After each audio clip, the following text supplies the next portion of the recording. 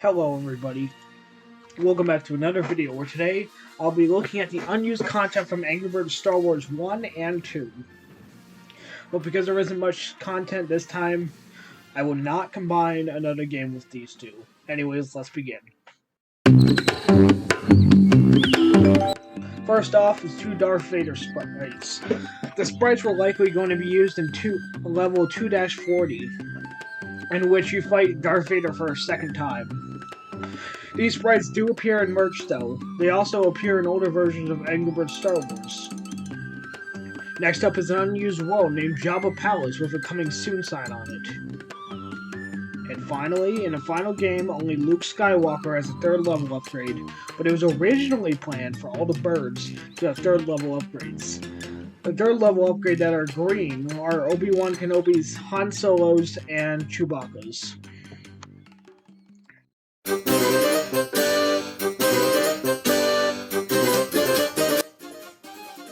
This is an unused episode that most likely would have came right after Sky City, which was Jabba Palace, an episode I mentioned briefly in the Unused Graphics section. As I said in that section, there is a coming soon sign on the world image. This world most likely would have had a boss fight against Jabba the Hutt in the first cutscenes of the final 5th episode.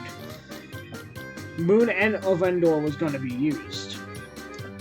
It was also going to be used where the Rancer Pig would have been fought. Rancer Pig never appears but is referenced, and there's a toy of him, which is the first time and only time anyone saw what he looked like. It is unknown if the Jabba Palace would have used the same background as Sky City or a completely new background. The only remnant of the world is the unused world icon with the coming soon sign on it.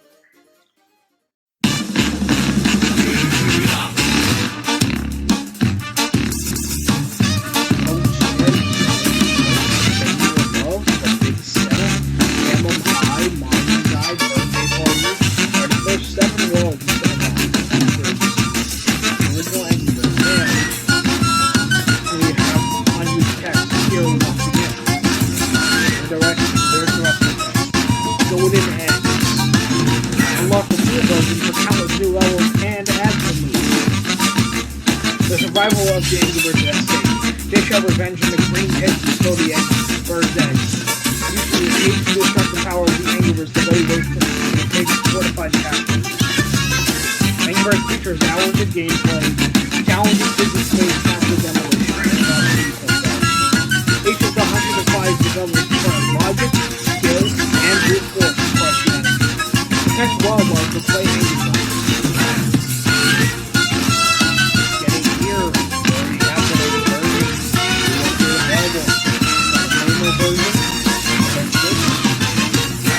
Galaxy and Danger Zone,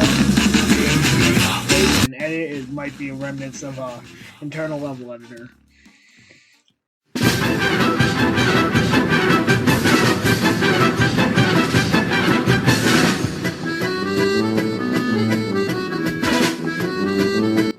First off, we got some debug keys, which if really spelled to set to false, these are usable. 7 changes the view to camera to be heavily zoomed out, and so lines to find the camera view. Red, full camera view. White, current camera view. Yellow, night for the camera, full camera distance. And green and pink is unknown what to do. F toggles visibility of the FPS display, and 8 draws hitboxes of objects not yet interacted. This excludes the burns though. Elsewhere, the FPS display is shown on boot up. Pop-up messages are shown when the game creates save files. The credit screen shows the SVN revision numbers of the game version. And a button is visible on the main menu. With cheats enabled set to true, these are usable for developer cheats. C completes the level with a 3-star score.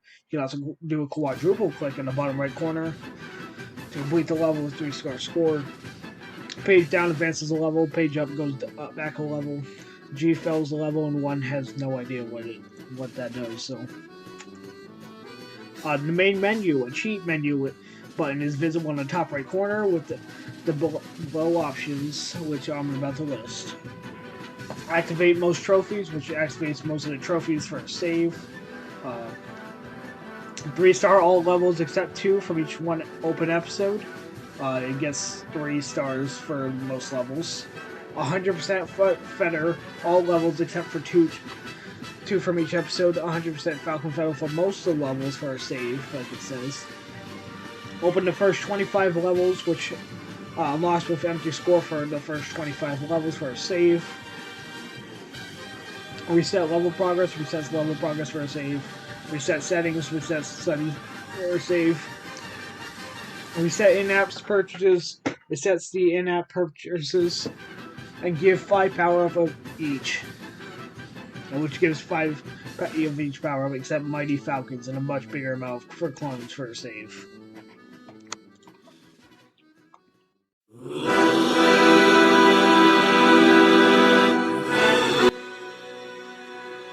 Alright, because, once again, like I said, Angry Birds Star Wars doesn't have much unused content. I will be going over Angry Birds Star Wars 2, so which is a sequel to Angry Birds Star Wars. Anyways, let's begin with some unused characters.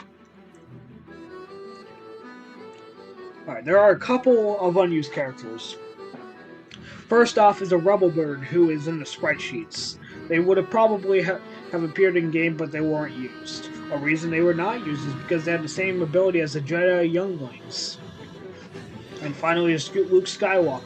While he is in the final game, the original model from Angry Birds Star Wars is not used. Unlike, they have a completely different one. In the Telepod reveal trailer, it is using the original model. This may have been a placeholder though until they got the final model ready.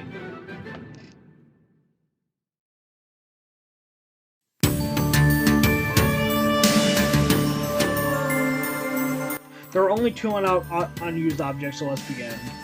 First is the Athlete tool, which may have been thrown by Jar Jar Binks as his original ability in the movie. Because in the movie, the Gungans throw Athlete tool. In the same Telepod trailer, there's an unused slingshot from the original Angry Birds. It was cut in favor of the lightsaber slingshots, which, in my opinion, looks a lot better.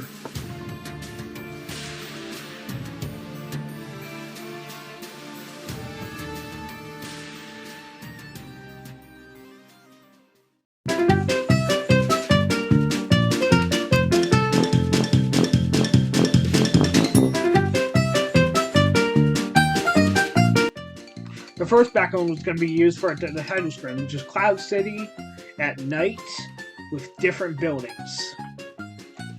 And finally, the episode select, which looks a lot different than the final game. First of all, in the final game, there are more stars, and they are brighter than the beta. Also, the bonus are right after Escape to Tatooine, instead of being the very first. Also in the beta version, the buttons were smaller than the final. The plus sign on the coins and the coins themselves also look a little bit different. Also, all the walls are visible, as they are a bit smaller, like you can see the complete world, so unlike the final game, in the beta version. Also, there is no line in the middle to connect all the worlds together in the beta. Finally, the biggest change of them all is that the buttons to press play are completely different. First of all, the buttons don't have sign of their side in the beta version, and instead use the regular play button. Also, the buttons are in completely different positions than the final game. Anyways, with that done, let's move on to the next section.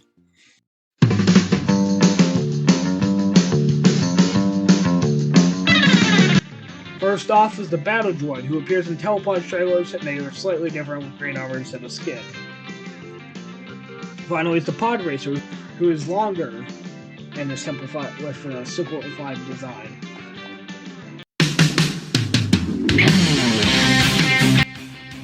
Alright, to end off this episode, we're going to look at the debugging functions and the developer piece.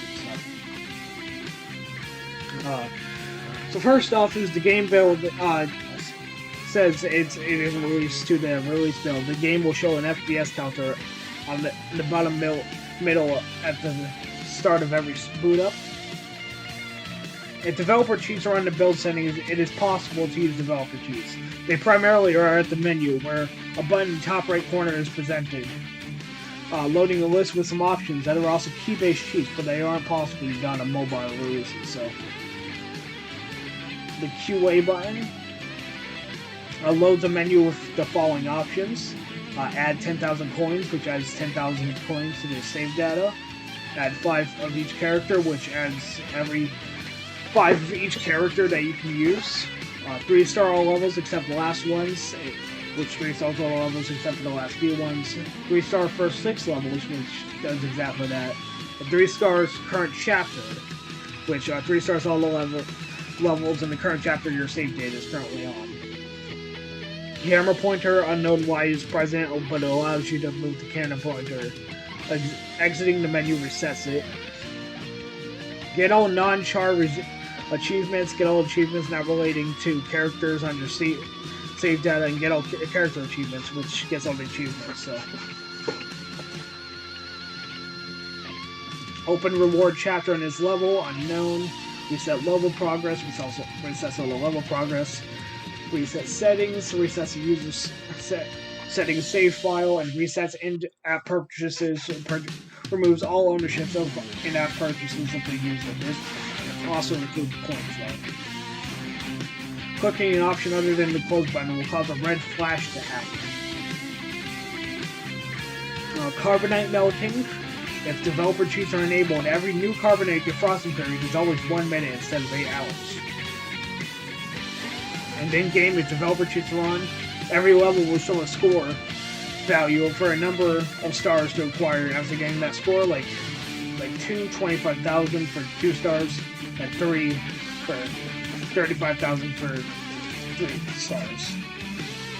It shows best alternative characters for levels and level codenames internal file system. Multi-clicking the corner also wins the level 3 stars. There's also a level editor, but user files aren't present in public release, it's not possible to load it. And finally, the internal project name was Crimson. So, anyways, if you like that video, like, comment, and subscribe. This is definitely a shorter one, because usually they're like 20 minutes long, or 16 or something. But this one, it's going to be a lot shorter, so I hope you enjoyed. Goodbye.